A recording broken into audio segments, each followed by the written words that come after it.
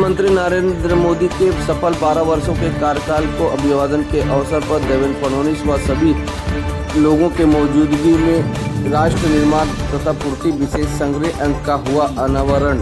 देखिए खबरें आज भी के लिए नई मुंबई ब्यूरो रिपोर्ट।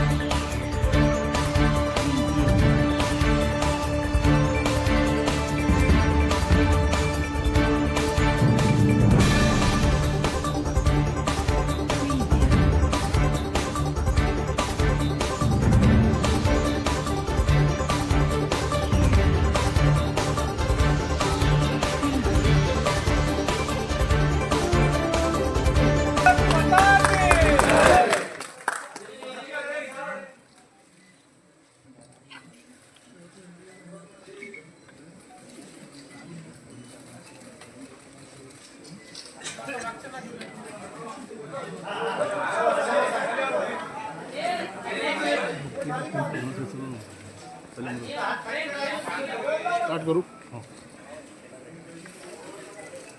ज़्यादा जूम है।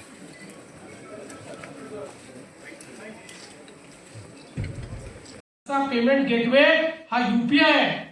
मी आता जेव्हा डावोसला गेलो होतो तर डावोस मध्ये त्या ठिकाणी त्यांनी 9 देशांच्या आर्टिफिशियल इंटेलिजन्स मिनिस्टरची एक कॉन्फरन्स केली आणि मला देखील एक चीफ मिनिस्टर म्हणून त्या ठिकाणी बोलवलं आणि त्या ठिकाणी ज्यावेळेस आम्ही चर्चा करत होतो त्यावेळी ब्राझीलच्या आर्टिफिशियल इंटेलिजन्सच्या एआय मिनिस्टर होत्या, त्या ब्राझीलच्या अर्थमंत्री देखील होत्या।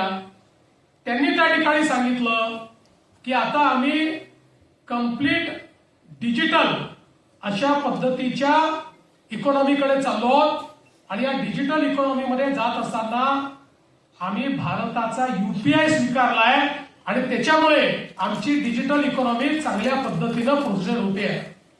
त्यावेळी मला इतका अभिमान वाटला की आपल्या मोदीजींनी एक अशी गोष्ट तयार केली की ब्राझील सारखा देश, जगातले मोठे मोठे देश हे या ठिकाणी आज आपला यूपीआय स्वीकारतायत आणि याच्यामुळे आपल्या देशातल्या डिलिव्हरी सिस्टीम मध्ये म्हणजे आपल्याला कल्पना आहे, राजीव गांधी म्हणाले होते 1 रुपया दिल्लीतनं पाठवतो तर केवळ 15 पैसे शेवटच्या माणसापर्यंत पोहोचतात, कारण आपली डिलिव्हरी सिस्टीम अशी होती जी व्यक्ती केंद्रित नव्हती, ती त्या ठिकाणी जी व्यवस्था आहे ती व्यवस्था केंद्रित होती।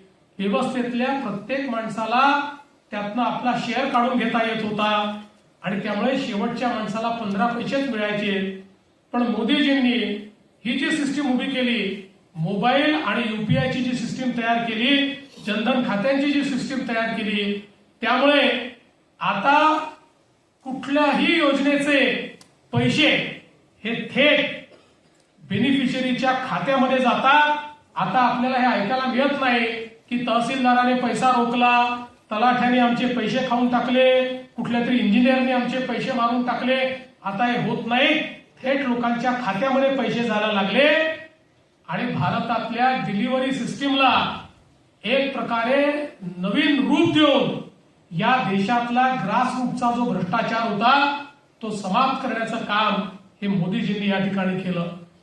जात असताना भारत माता की जय हा जो ही जी घोषणा आहे की हा मंत्र आहे, हा मंत्र जेव्हा जेव्हा कोणीतरी एखादं छोटं बाळ की जे नुकतं जन्माला आलंय, जे आई आणि बाबा असं म्हणायला सुरुवात करत आहे, त्याच्या कानावरती सुद्धा जेव्हा भारत माता की असा जेव्हा शब्द येईल तेव्हा त्यांनी सुद्धा दोन्ही हात उंच करून जय म्हटलं पाहिजे। ही भावना आदरणीय पंतप्रधान नरेंद्र मोदीजी यांनी या पूर्णच्या पूर्ण 12 वर्षामध्ये तयार करण्याचं काम केलं।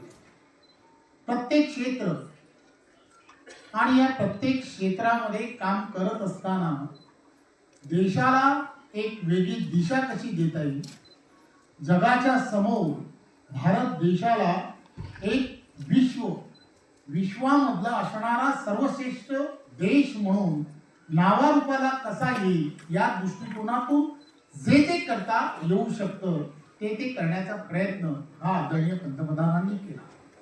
विशेष म्हणजे काय तर एक मानसिकता बदलण्याचं काम सुद्धा हे आदरणीय पंतप्रधान नरेंद्र मोदीजींनी केलं.